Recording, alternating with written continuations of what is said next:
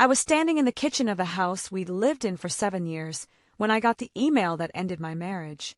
Not a phone call. Not even a text. An email. Subject line, moving forward. I remember the exact moment I opened it. 3:47 p.m. on a Tuesday in March, the afternoon light slanting through the window above the sink, hitting the copper pots hanging on the wall in a way that made them glow like they were on fire. I had a dish towel in my hands. I was thinking about what to make for dinner, even though Marcus hadn't been home for a proper meal in 3 weeks. Even though I already knew, somewhere deep in the pit of my stomach, that something was irreparably broken. The email was 5 sentences long.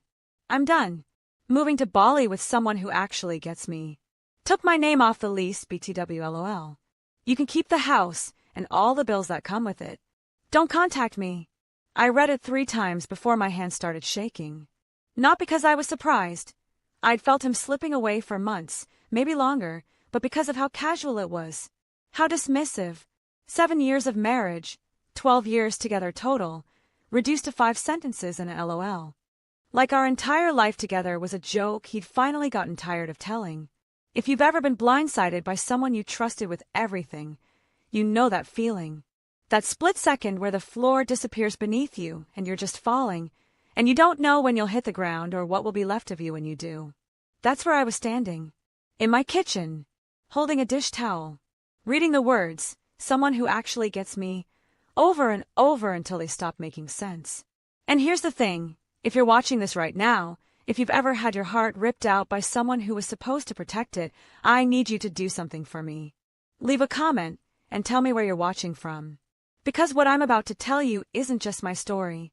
It's the story of every person who's ever been underestimated, discarded, treated like they were nothing. And I want you to know you're not alone. Also, check the description box below.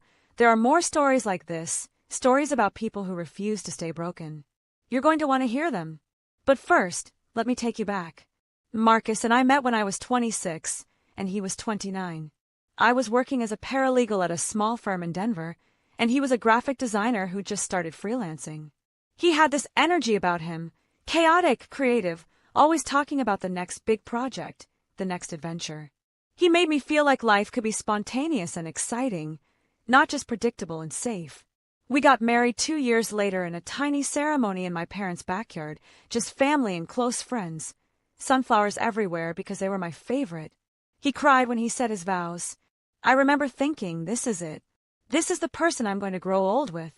For a while it was good. Not perfect, no marriages, but good. We bought the house together when I was 31. A little 3-bedroom craftsman with a front porch and a backyard big enough for a garden. I love the house. I planted tomatoes and basil and lavender. I painted the bedroom a soft gray blue. I built a life there. But somewhere around year 5, things started shifting. Marcus got restless. He talked constantly about wanting more freedom, more creativity, more authentic experiences. He started going to these networking events for freelancers and entrepreneurs, staying out late, coming home smelling like craft beer and someone else's perfume. He said I was too rigid, too focused on stability, too afraid to take risks. He said I didn't understand him anymore. I tried. God, I tried.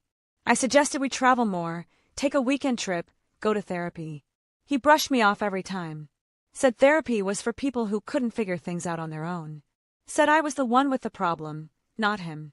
By the time that email arrived, we'd been sleeping in separate rooms for 2 months. He barely looked at me, barely spoke to me unless it was to criticize something. The way I loaded the dishwasher, the fact that I didn't want to go to another one of his networking events, the reality that I had a stable job with benefits instead of chasing some vague dream of creative fulfillment. So when I read that email, part of me wasn't shocked. Part of me had been waiting for it. But the other part, the part that had spent 7 years trying to make him happy, trying to be enough, that part shattered. I stood there in the kitchen for a long time, staring at my phone. The sun moved across the floor. The shadows lengthened. I didn't cry. I think I was too numb for that. Instead, I did what I'd always done when things got hard. I started thinking. Took my name off the lease, BTWLOL. That line kept circling back. He thought he was being clever. He thought he was getting the last word, sticking me with the mortgage and the utilities and the responsibility, while he ran off to Bali to find himself, or whatever bullshit he'd convinced himself he was doing. He thought he'd won. But here's what Marcus didn't know. 3 months earlier, when I'd started sensing that things were heading toward an ending, I'd done something. Something quiet. Something he never would have expected from rigid, boring me. I'd gone to see a lawyer. Not to file for divorce, not yet, but to understand my options. To understand what I could protect, what I could control, and what leverage I had if things went south. And one of the first things that lawyer told me was this. If Marcus voluntarily removed himself from the lease, if he abandoned the property, and the financial responsibility tied to it, that shifted everything. It gave me sole legal claim. It meant he'd forfeited his stake in the house. It meant he'd walked away from the one asset we built together, the one thing that had any real value. He just handed me exactly what I needed. I set my phone down on the counter. I took a breath, and then, very calmly, I typed out a response. Safe travels. 2 words. That's all I sent, because I knew something Marcus didn't. I knew that by the time he figured out what I'd set in motion, the damage would already be done. And there wouldn't be a damn thing he could do about it. The first thing I did after sending that response was pour myself a glass of wine. Not because I was celebrating. I wasn't, but because I needed to steady my hands and quiet the roar in my head. I sat at the kitchen table, the same table where we'd eaten 1,000 meals together, and I made a list. I've always been a list person. Marcus used to mock me for it, said I was too analytical, too controlled. But in that moment, I was grateful for it, because without a plan, I would have drowned in the anger and the heartbreak. First item on the list, contact the lawyer. Her name was Rebecca Chun, and she was the sharpest person I'd ever met. Mid-40s, impeccably dressed, with this calm, measured way of speaking that made you feel like everything was going to be okay even when your life was falling apart. I'd met with her twice before, mostly to discuss what a potential divorce might look like, how to protect my assets, what rights I had. But now, with Marcus's email in hand, proof that he'd voluntarily removed himself from the lease and abandoned the property, I had ammunition. I called her the next morning. He did what? Rebecca asked, and I could hear the smile in her voice. Took his name off the lease. Via email. With a LOL at the end. She laughed. Not a cruel laugh, but the kind of laugh that comes from seeing someone make a catastrophically stupid mistake. Forward me that email immediately. And any other correspondence you have from him. I did. And then I waited. Waiting is the hardest part, isn't it? When you're sitting in the wreckage of your life, and all you can do is trust that the pieces you're carefully moving into place will eventually form something whole again. I went to work every day. I smiled at my coworkers. I answered emails and filed motions and pretended that my husband hadn't just imploded our marriage and fled to Southeast Asia with a woman whose name I didn't even know yet. But at night, alone in that house, the weight of it crushed me. I'd walk through the rooms and see him everywhere, his coffee mug still in the cabinet, his shoes by the door, the dent in the couch cushion where he used to sit. I thought about packing up his things, donating them, erasing him. But I didn't. I left everything exactly as it was, because I wanted to remember. I wanted to hold on to the anger, let it fuel me, keep me sharp.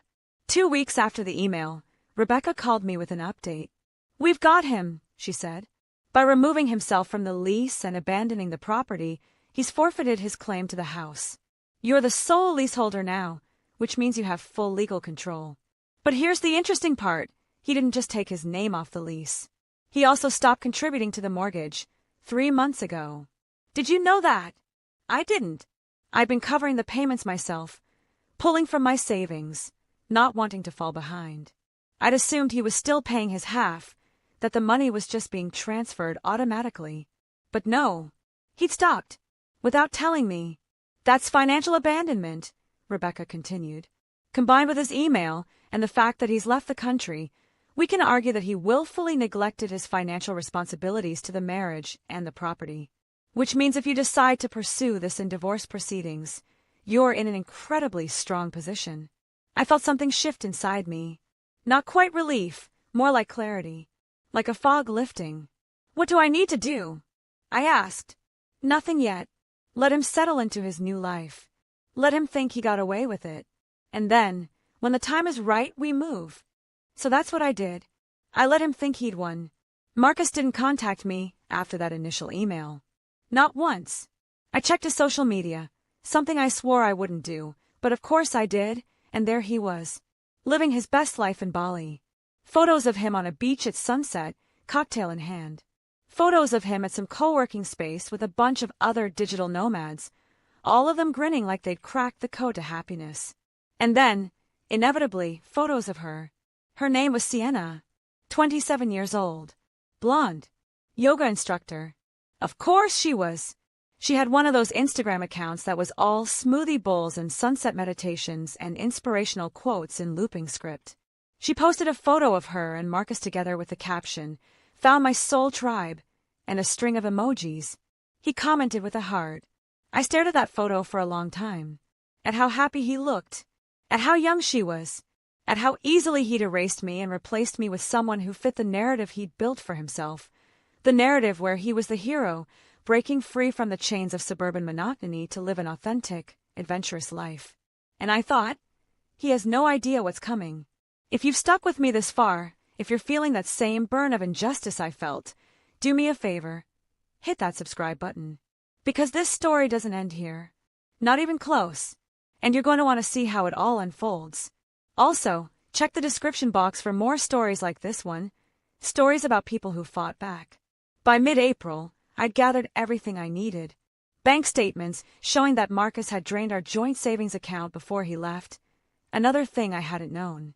Emails from months earlier where he'd been planning this move, talking to Sienna, making arrangements, all while lying to my face every single day. Photos of him in Bali, living a life funded by money he'd taken from us. From me. Rebecca filed the divorce papers in early May. She included a detailed accounting of his financial abandonment, his removal from the lease, and a request that I be awarded full ownership of the house, plus compensation for the 3 months of mortgage payments he'd skipped. We served him via email, since he'd made it clear he didn't want to be contacted and had no permanent address in the U.S. anymore. His response came 3 days later. "Are you serious right now? You're really going to do this? I gave you the house. I walked away. What more do you want?" I didn't respond. Rebecca had told me not to. Let him spiral, she said. Let him panic. And he did. Over the next 2 weeks, Marcus sent me 17 emails. They started out angry, accusing me of being vindictive, of trying to ruin his life, of not being able to let go. Then they shifted to bargaining, offering to send me money, suggesting we work something out, asking if we could just move on like adults. And finally, they turned desperate. "Please, I don't have the money to fight this. I spent everything I had to move here. Sienna and I are trying to build something. Don't take that away from us." I read every email. I felt a little bit of satisfaction with each one, but I still didn't respond. Because the truth was I didn't need to. The wheels were already in motion. And by the time Marcus realized what I'd actually done, what I'd set up while he was sipping Mai Tais on a beach halfway around the world, it would be too. The thing about revenge is that it's not always loud. It's not always a single, dramatic moment where everything explodes and everyone sees the villain get what they deserve. Sometimes revenge is quiet. Sometimes it's methodical.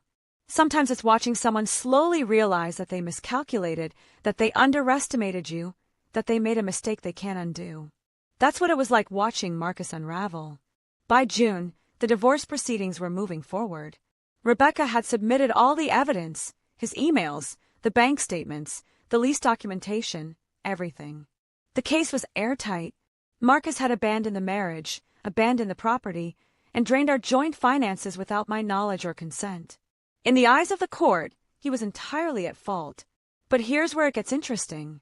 Because while Rebecca was handling the divorce, I was handling something else. Something Marcus had completely forgotten about. Something he probably didn't even think mattered. The house. When we bought it 7 years earlier, we'd done so with a significant down payment, money that had come from an inheritance I'd received from my grandmother. $60,000. At the time, Marcus and I had been married for 2 years, and I'd agreed to put that money toward the house as a joint investment. But here's the thing. I'd kept records. I'd kept the paperwork showing that the down payment had come from my inheritance, from my account, before we'd made the purchase. And according to Colorado law, inherited assets can be considered.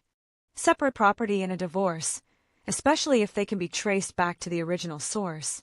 Rebecca and I made the argument that since the down payment had come from my inheritance, and since Marcus had voluntarily removed himself from the lease and abandoned the property, I was entitled to full ownership of the house without having to buy him out or split the equity. The judge agreed. When the ruling came down in early July, I was awarded the house. Not half of it, not a portion of it, all of it. Marcus walked away with nothing. He sent me an email the day he found out. It was one sentence. "You destroyed me." I didn't respond to that one either. But I'd be lying if I said I didn't feel something when I read it. Not guilt. I was way past guilt, but a strange, hollow kind of satisfaction. Like I'd won, but winning didn't feel the way I thought it would. Because here's the truth, nobody tells you about revenge. It doesn't fix the hurt. It doesn't undo the betrayal. It doesn't make you whole again. It just gives you a moment where you're not the one on the ground anymore. Where you're standing over the wreckage instead of buried underneath it. And for a while, that was enough. But then, a month later, something happened that I didn't expect. I got a message on Facebook from a woman I didn't know. Her name was Lauren. She said she was reaching out because she'd seen my name mentioned in a post by Marcus, something he'd shared in a private group for digital nomads living in Bali. She said she felt like she needed to tell me something. I almost didn't respond. I was done with Marcus, done with Bali, done with all of it. But curiosity got the better of me. "What is it?" I wrote back. Her response came an hour later. "I don't know if you know this, but Marcus and Sienna broke up about 3 weeks ago. It was messy. He'd been telling everyone here that you'd stolen his house, that you'd ruined his life, that he was the victim. But Sienna found out he'd been lying to her about a lot of things, his finances, his past, all of it. She left him, and now he's basically living off the goodwill of people in the community, bouncing between hostels, trying to get freelance work but burning every bridge he touches. I just thought you should know." I read that message 3 times, and then I sat back and let it sink in. Marcus wasn't thriving in Bali. He wasn't living his best life. He was broke, alone, and desperate. The fantasy he'd built for himself had collapsed. Sienna, the woman who actually got him, had seen through him and left.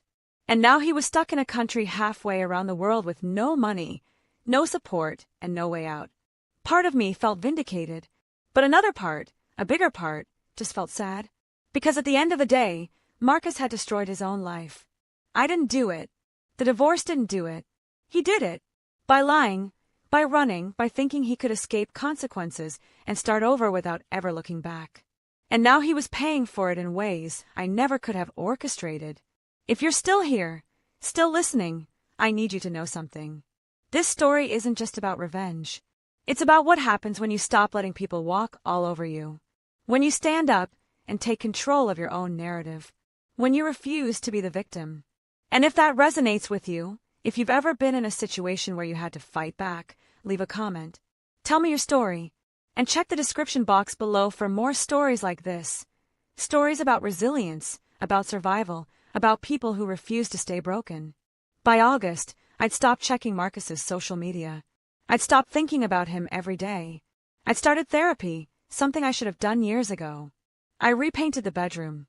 I planted new flowers in the garden. I took a weekend trip to the mountains with a friend I hadn't seen in months. Slowly, carefully, I started rebuilding. And the house I'd fought so hard to keep, started to feel like mine again. Not ours. Mine. I changed the locks. I rearranged the furniture. I hung new pictures on the walls.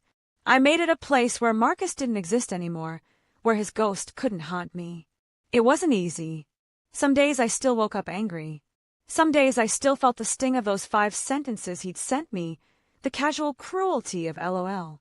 But those days got fewer and farther between. And eventually I realized something. I didn't just survive Marcus leaving. I'd won. Not because I'd taken the house, or because he was struggling in Bali, but because I'd refused to let his betrayal define me. I'd refused to shrink or disappear or accept the narrative he'd tried to write for me. I'd taken my life back. And that, more than anything else, was the real victory. It's been almost a year now since I got that email. A year since Marcus walked out of my life with 5 careless sentences and a LOL. A year since I sent back those 2 words, safe travels, and set everything in motion. People ask me sometimes if I regret it. If I regret going after him the way I did, if I regret taking the house, if I wish I'd just let him go quietly. And my answer is always the same: no. Not for a second. Because here's what I know now that I didn't know then. Letting go doesn't mean letting someone else win. It doesn't mean swallowing your anger or pretending you weren't hurt. Letting go means taking back your power, protecting yourself, and refusing to let someone else's cruelty dictate your future. And that's exactly what I did. The house is still mine. Every month when I make the mortgage payment, I think about how close I came to losing it. How Marcus thought he could just sign his name off a piece of paper and walk away from 7 years of building something together.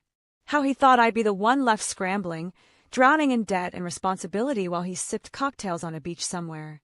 But that's not how it worked out. I refinanced the mortgage in September, got a lower interest rate, reduced my monthly payment, made it something I could handle comfortably on my own. I ripped out the carpet in the living room and had hardwood floors installed, something I'd wanted to do for years, but Marcus had always said was too expensive. I painted the front door a deep, bold red. I bought new furniture. I made the house a reflection of who I am, not who we were. And every single change I made felt like an act of reclamation. But the house was just one part of it. The harder part, the part that took longer, the part that's still ongoing, was reclaiming myself. Because when someone you love treats you like you're disposable, it does something to you. It makes you question everything. Your worth, your judgment, your ability to trust. You start wondering what you did wrong, what you could have done differently, how you missed the signs. You replay every conversation, every argument, every moment where you felt like something was off, and you torture yourself with the idea that maybe, just maybe, if you'd been better, smarter, more interesting, more fun, they would have stayed. I spent months in that headspace. Months blaming myself for Marcus's choices. Months thinking that if I'd just been less rigid, less focused on stability, less boring, he wouldn't have left.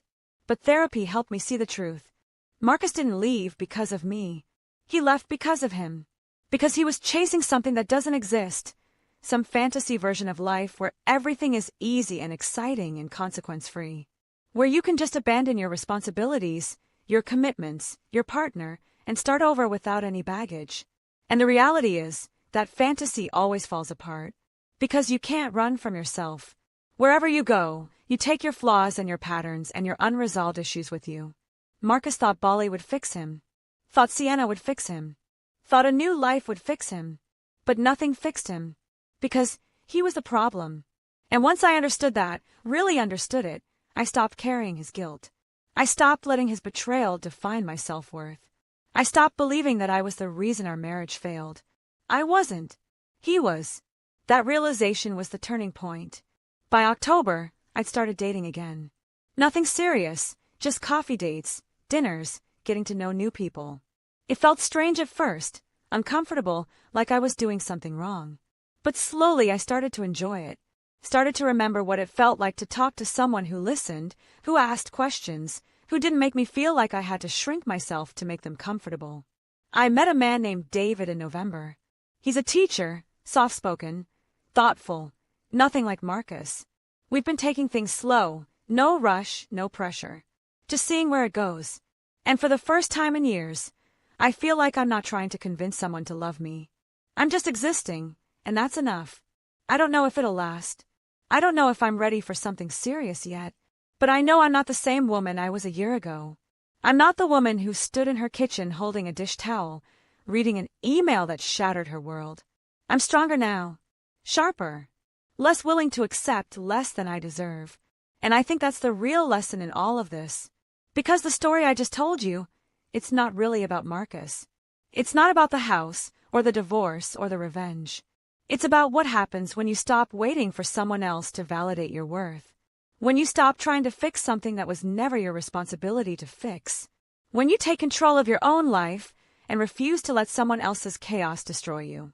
That's what this year has taught me. And if there's one thing I want you to take away from this story, it's this. You are not responsible for someone else's bad choices. You are not obligated to set yourself on fire to keep someone else warm. And when someone shows you who they really are, when they send you an email ending your marriage with a LOL, When they walk out without a second thought, when they treat you like you're nothing, believe them. Don't make excuses for them. Don't try to fix them. Don't wait around hoping they'll change. Just let them go. And then do what I did. Take back your power. Rebuild your life. Make it something beautiful and strong and entirely your own. Because the best revenge isn't destroying someone else. It's refusing to let them destroy you. I'm still healing. I still have hard days. I still think about Marcus sometimes. Wonder if he ever regrets what he did, if he ever thinks about me. But those thoughts come less often now. And when they do, they don't hurt the way they used to. Because I've moved on. Not just from him, but from the version of myself that believed I needed him to be whole. I don't. I never did. And neither do you. If this story meant something to you, if it made you feel less alone, do me one last favor. Check the description box below. There are more stories there. Stories about people who survived betrayal, who rebuilt their lives, who refused to stay broken. You're not alone in this. None of us are. And if you've made it this far, thank you. Thank you for listening. Thank you for being here. Thank you for witnessing this chapter of my life. I'm not the same woman who got that email a year ago. I'm better. And I'm just getting started.